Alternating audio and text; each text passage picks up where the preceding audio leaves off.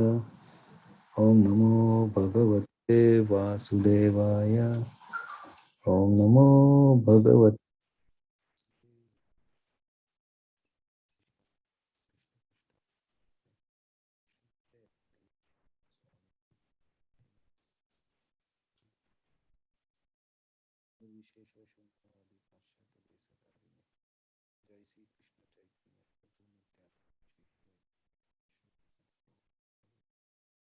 Hare Krishna, Krishna Krishna, Hare Hare, Hare Rama, Rama Rama, Hare Hare. Mukam karoti vachalam pangam nandati girim yat patamaham vande Shri Gurun Devatarine. Hare Krishna. So today we will see verse number 18, chapter 10. So Arjuna is making request to Krishna that show me your vibhutis by which you pervade in this universe. So Arjuna's questions are, or the request is this is the last verse where he is requesting Krishna how he should show his opulences or explain about his opulences and why Arjuna is doing this, so that people in general can understand. Okay, so let us see this shloka. Vistarenatmano yogam vibhutim cha janardana bhuyaha kathaya tripterhi shrunvato nashti me Dutam Vistaranatmano yogam Vibhuti cha janardana Bhuyaha kathaya Triptir Shanvato nasti me brutam.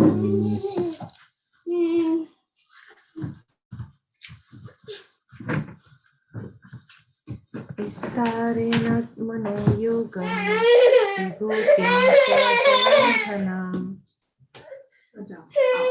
bhuyat kathaya siddhihi stanvanto nashtamritam. Anybody wants to chant?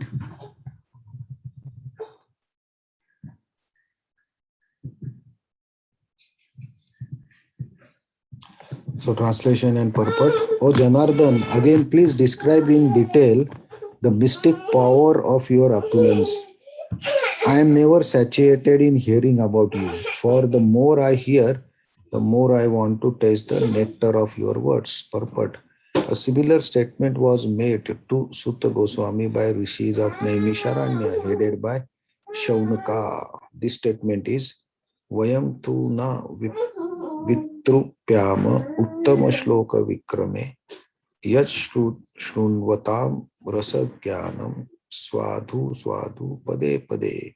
One can never be satiated even though one continuously hears the transcendental pastimes of Krishna, who is glorified by excellent prayers. Those who have entered into transcendental relationship with Krishna relish at every step the descriptions of pastimes of Lord. Srimad Bhagavatam 1.1.19. Thus, Arjuna is interested in hearing about Krishna, specifically how he remains as all-pervading Supreme Lord. Now, as far as Amrutam, nectar is concerned, any narration or statement concerning Krishna is like a nectar, and this nectar can be pursued by practical experience. Modern stories, fiction, histories are different from the transcendental pastimes of the Lord, in that one will tire of hearing mundane stories, but one never tires of hearing about Krishna. It is for this reason only that the history of whole universe is replete with reference to pastimes of the incarnations of Godhead. The Puranas are histories of bygone ages that relate to pastimes of various incarnations of the Lord. In this way, the reading matters became forever fresh despite repeated readings. So this is the request, right, that you tell about your opulence and how you should tell. Vistarena means in detail. Krishna has already told 2 slokas back that I cannot explain all the vibhutis because they are unlimited.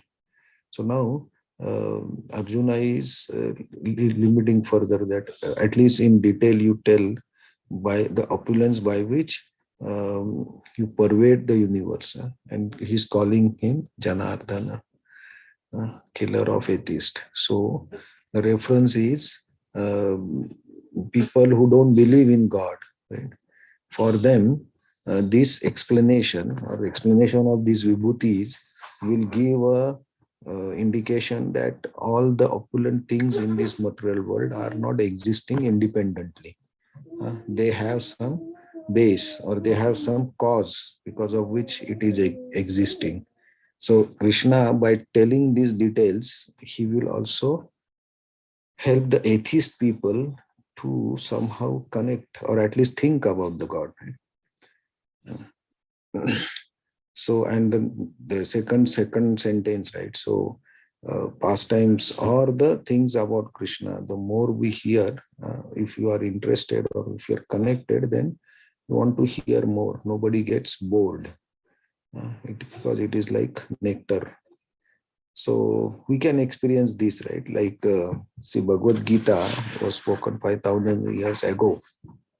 Now also when we are reading Bhagavad Gita, maybe in many other places in this world also Bhagavad Gita is being read. And this is happening every day. This shloka also that we are reading today, there are so many classes on this one shloka also. So every shloka of Bhagavad Gita, there are so many classes. So still every time a person or a devotee tries to speak, he gets a new vision or new angle about explaining these verses. Why? Because these verses are transcendental and they have uh, that's why they are always refreshing. So that is what in Bhagavatam also mentions, refreshing. Because every time we read these words and we explain these verses, we get a new understanding. So that's why Bhagavad Gita can be spoken, can be read, can be discussed every day also.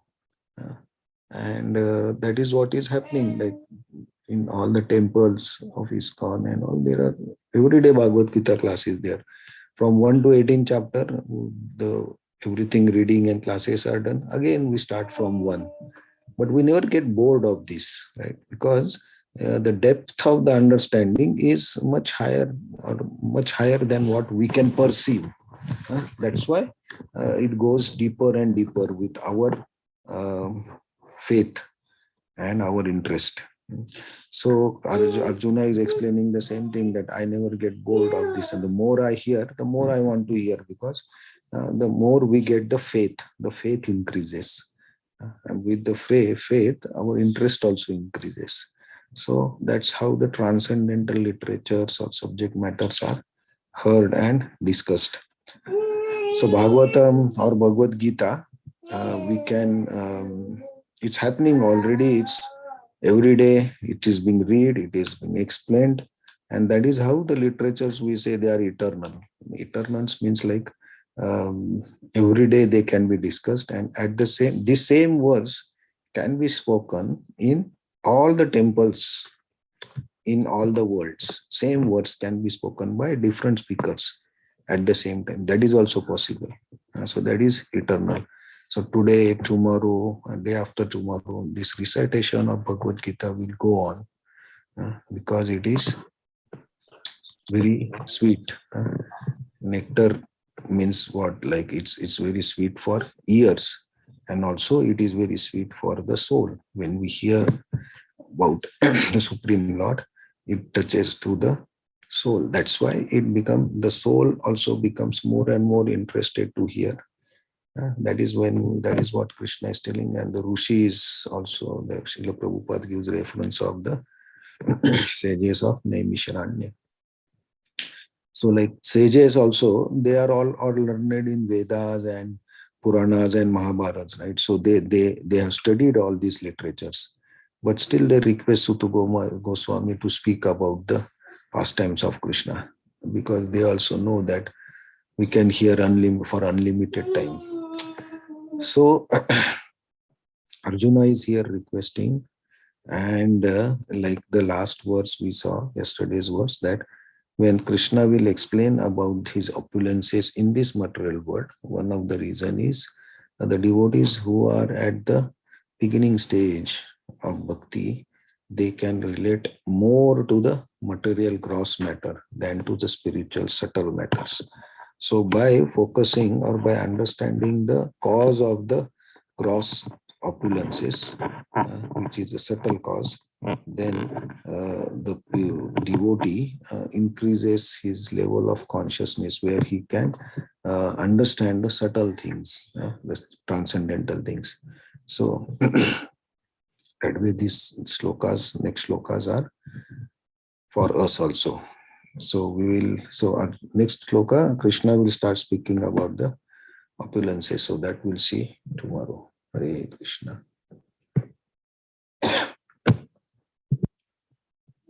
So any comments, any additions?